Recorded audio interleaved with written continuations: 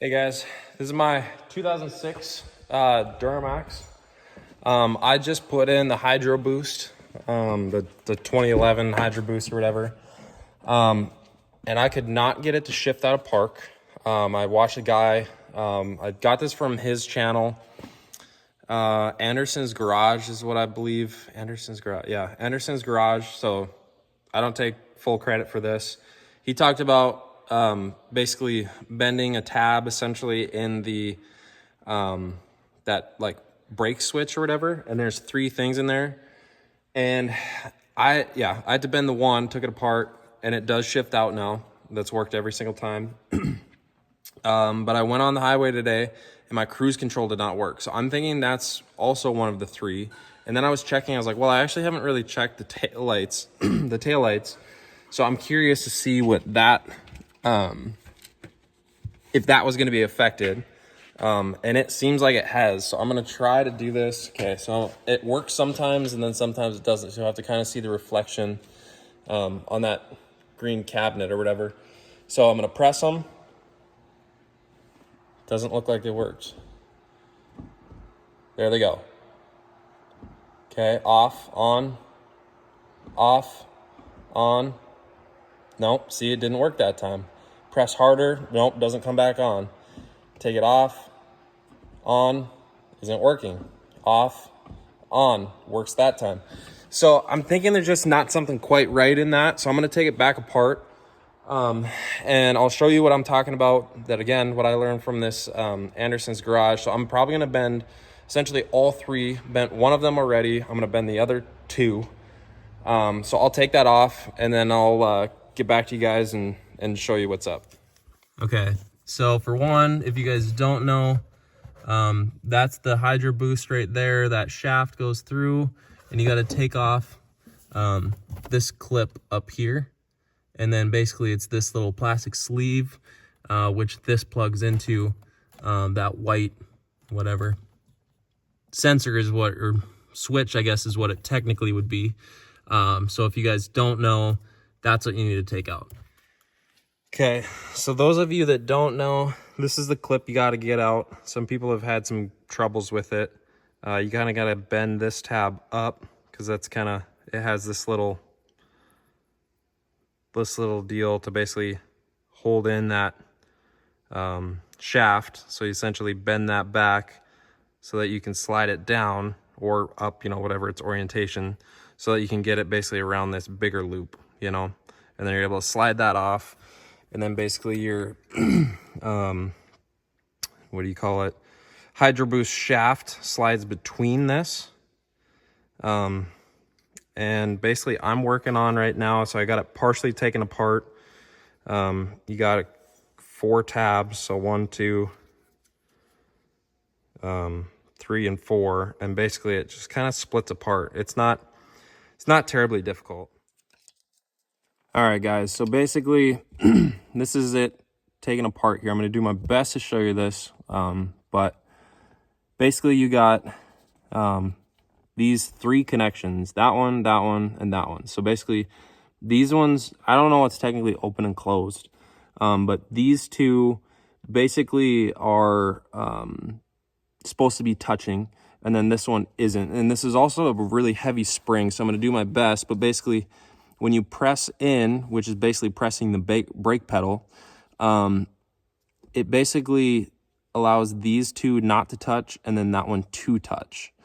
So I'll press on it and you'll be able to see those come off. Okay, like I said, it's a really strong spring. I did measurements on them. I don't know. It seems like from what I'm seeing online, it's only the LBZs that seem to have this like can't shift out of park issue. But basically I've done the measurement and I think guys will drill the hole out bigger because I think it ends up giving more slack. So when you push on it, this ends up getting pushed harder. I think it needs to be pushed, you know, all the way to this limit. You can see that little gap there, like this little tab will stop when it hits this tab. I'm sorry, it's hard to point to that when it's small, but so basically I'm thinking that this isn't getting closed all the way, which then is not causing this one, and this one to be engaged how they're supposed to be. So I agree with this guy. Like I said, Anderson's Garage is what I believe he was. So this was really his idea.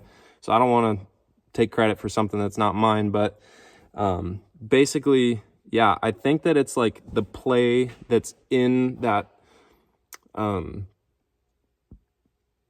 that whatever, the shaft for the Hydroboost. I think that that's not giving enough play. So basically I've gotten the shift lever whatever to work now. So what he did, let's see which one's which now. Okay, so basically he was saying, and I'll try to test this too, but he was saying this was the park, the one closest to the, the hole. I adjusted that one and it's worked. So I'm assuming that this one is correct. He was saying that this was the brake light and that he didn't say what the middle one was. I'm assuming that the middle one actually has something to do with the cruise control. But he didn't verify those two. All right, so I got some of these tabs bent now. So let's take this out, and you can see it's got these little arrows, if you want to say, and then this one's obviously different for the differently engaged one. So when this slides, it basically lets this one touch, and then it pushes these two away. So in here, you can see like how I have that little, like, I don't know if you want to call it like an S or a C curve, and it's got that weird little bend in it. And you don't want to do too much. You want to be super, super careful. This one, again, has that little bend. I tried to do it right where the little wear mark was on the copper portion. You can see a little wear mark from these tabs on these copper things. And then that's kind of where you want to make your moves. So that basically you kind of put the peak of the bend right where this is, so that it gets it one, because like I said, there was like a little gap. It was like the copper tab would be sitting like here, and we're trying to get it just a little bit closer so that you don't need as much pressure to then engage it. But you don't want too much to where it's already engaged just being stationary. I hope that makes sense. I'm kind of figuring this out as I go, so I'm not even sure that this is fully accurate, but basically, yeah. So when I slide that back in, I don't even know if you'll be able to see, I have just between these right here is a tiny, tiny gap between that tab and this. Oh, I should probably put some tension on it. There's just a little gap there. And then there's, on this one, see that little bit of light coming through. And then this one, obviously, that one I just got so it would be closer. This one was a little bit farther away, and I got it a little bit closer so that because the spring will be back in here and it'll push tension this way. So you want it to disengage, and then when it slides, now that one engages and those two let go. You can see that. So you just want to basically get all of these closer to, basically, if they're engaged, you want them to disengage sooner. And this one, with it being disengaged, you want it to engage sooner.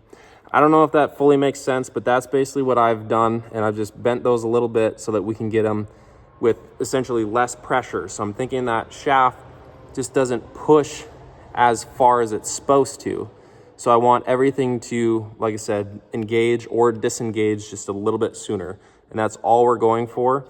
And like I said, you want to make sure you don't do too much, or then basically it won't work properly, in the sense that for getting your shift lever out, you won't even need to press the brake to do the shift lever. And I mean, I know they did that in the past, but I would like to just have it, just a little bit safer, where you do still have to engage that brake. So that's what I've went with. Hopefully that helps you guys. Okay, so I got everything up there reinstalled again. And so far this is looking good. I don't know yet if it's gonna fix the cruise, But when I press the brake, hopefully you can hear it. I'll try to be quiet. That's working every single time now. So on, off, on, off, on, off. So that's working like it's supposed to now, where it was sporadic, where sometimes it was working, sometimes it wasn't. So again, don't know which of those three each one was, because I tried plugging it back in. I had no success basically trying to move the tabs on my own. So I'm thinking that each of those circuits maybe has to be plugged in, because I just plugged in like the far left tabs and then left out the other two, just because I didn't want to short anything.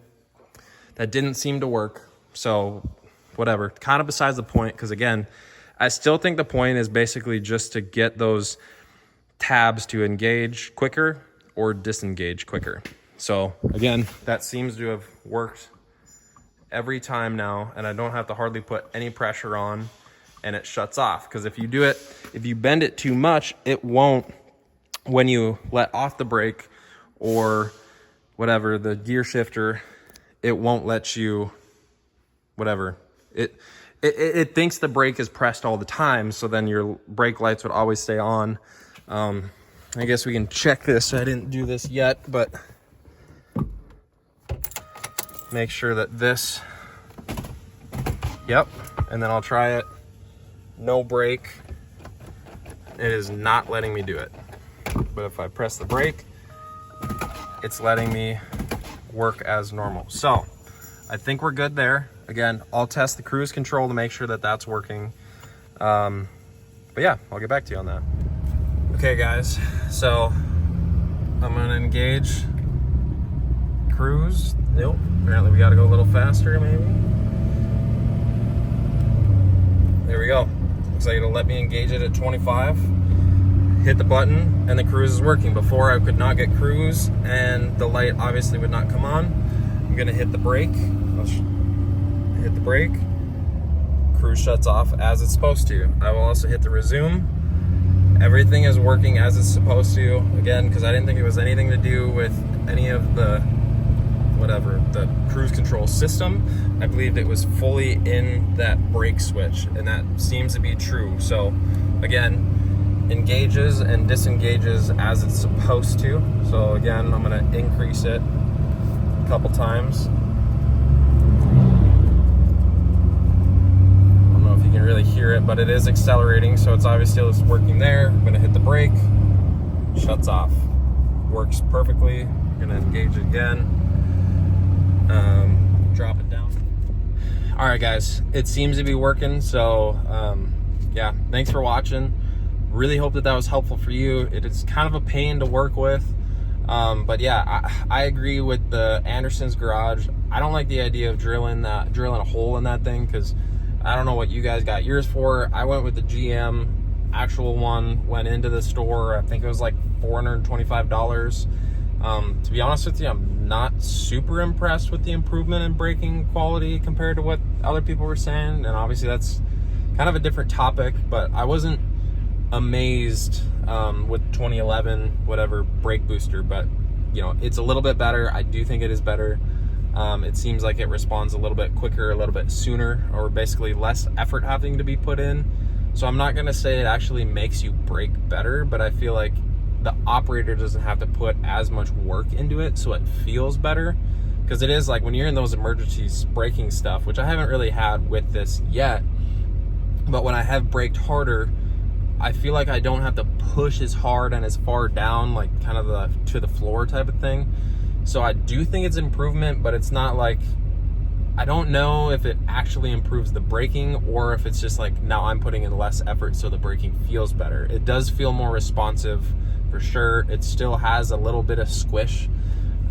People talk about the kind of squish, the mushy brakes or whatever, and it's definitely still there. Like you still have to like push the pedal a little bit, but like I said, it is better, but it's not, you know, people are like, oh, it's like brand new brakes in a new vehicle, and I don't fully agree with that personally.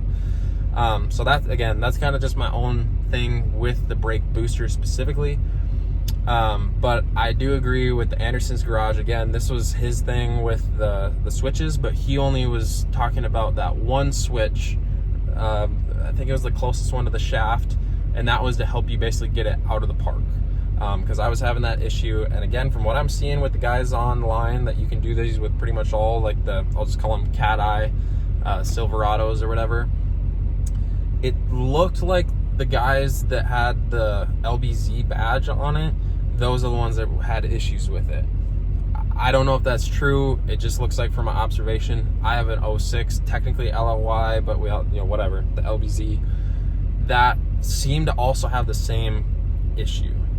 So it kind of goes into the theory that it's only the LBZs.